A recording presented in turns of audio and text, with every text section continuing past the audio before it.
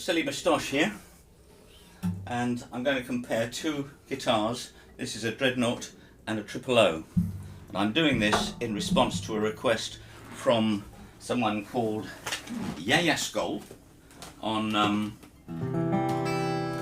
YouTube, who asked a question on one of my other videos, and it was about fingerpicking on a Dreadnought. Well, you can play any sort of style on any sort of guitar.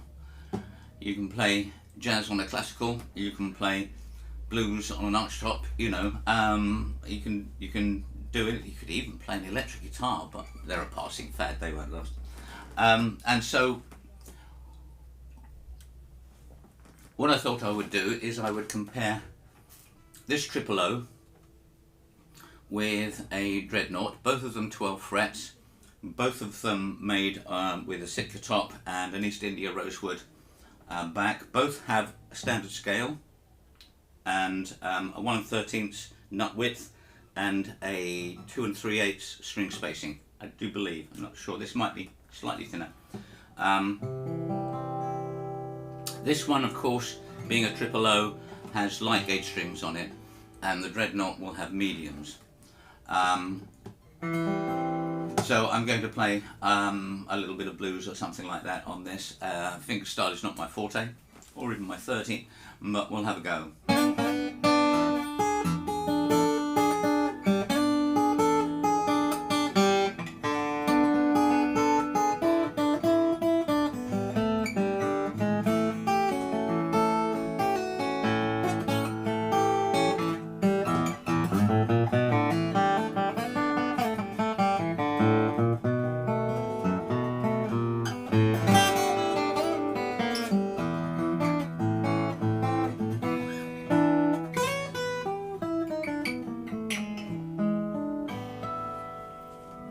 Triple O, first marketed in I think 1902, and still in production today, but it was kind of thought to be replaced in 1929, but it was the biggest guitar that Martin made between 1902 and 1929.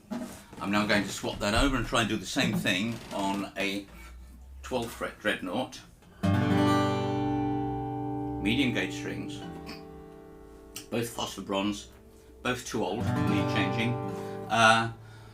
This instrument was, of course, originally made for, or this design of instrument was originally made for the Ditson company, and it was intended to be either a Hawaiian guitar or a Spanish guitar, because they all had the round necks, and they had a nut riser, an optional nut riser. When Ditson's went out of business, Martin had all the moulds and things, so they decided to introduce them in 1931. They were not a commercial success, much like the OM. Again, it was modified in 1934 to become the rhythm guitar with a thinner neck. It's a bigger body, it's a deeper body, and so it has more volume. Cubic capacity, i.e., you know, if you fill it up with water and then measure it, which I don't actually recommend, this will have more cubic capacity, and so therefore it probably has more depth to the sound, but not necessarily louder, in my opinion. So here's that little bit of blues.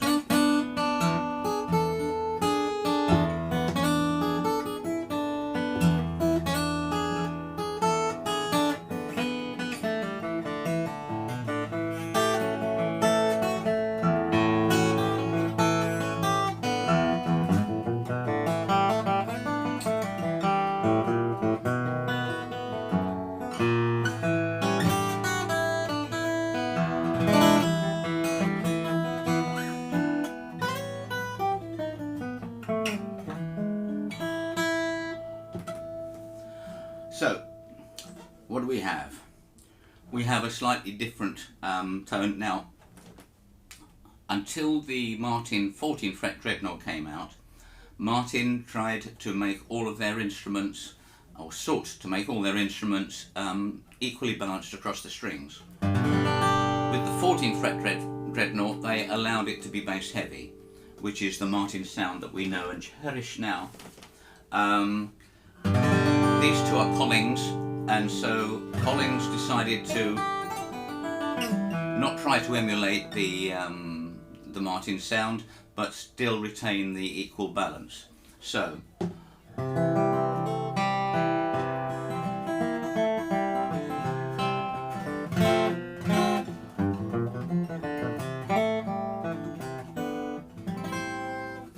and swap over.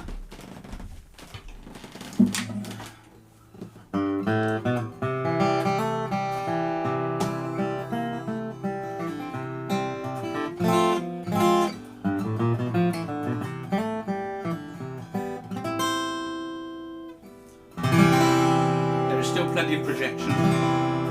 The tone, or the balance,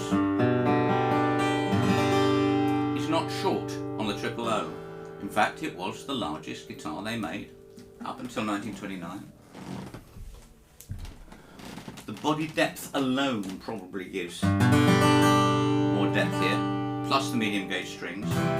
Lights 12 to 53 on the Triple O, 13 to 56 on this.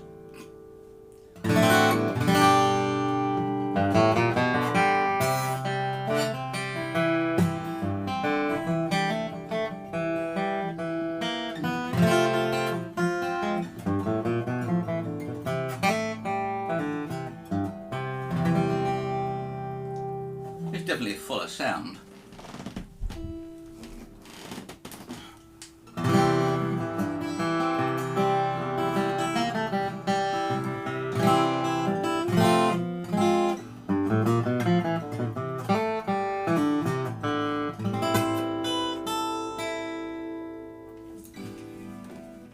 I bought this one because I wanted to play like Jimmy Rogers. For me, a Triple O doesn't have the power or the string tension with light gauge strings that I need when I'm performing, and that's where the Dreadnought suits me. The Dreadnought 12 fret, that is, with the same dimensions of the neck, both modified V's and both the same dimensions. A double O would be a shorter scale, slightly smaller body, still a beautiful sound, still deemed suitable for grand concerts, whatever that may be. And so, two rosewood guitars compared. Now, just for the fun of it, I'm going to compare this with a mahogany and Sitka guitar of similar age and similar slightly dead strings.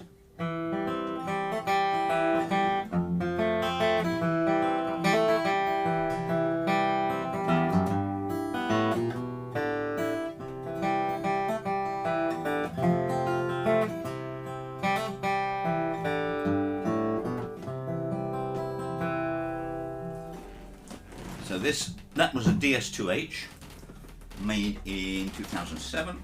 This is a 2008 DS1, mahogany and Sitka.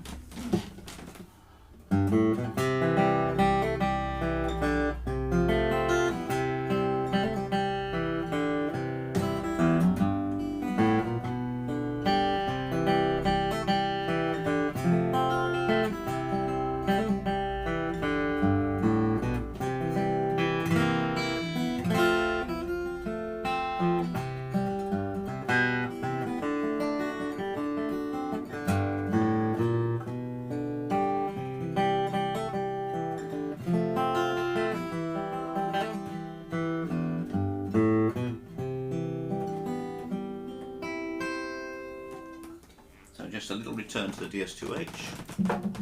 Yeah.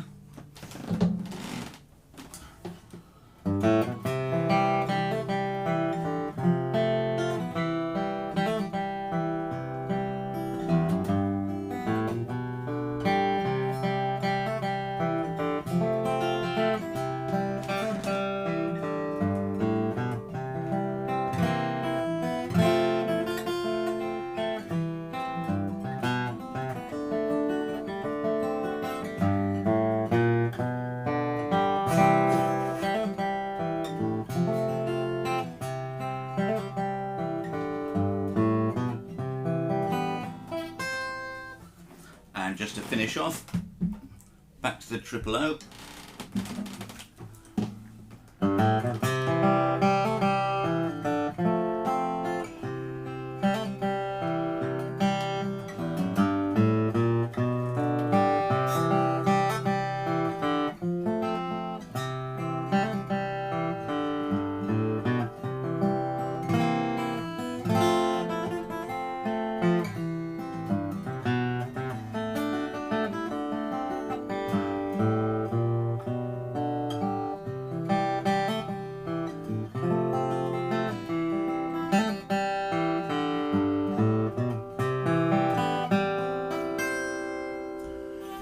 So I make no judgment. My favourite guitar is the one I'm playing at the time with these ones, although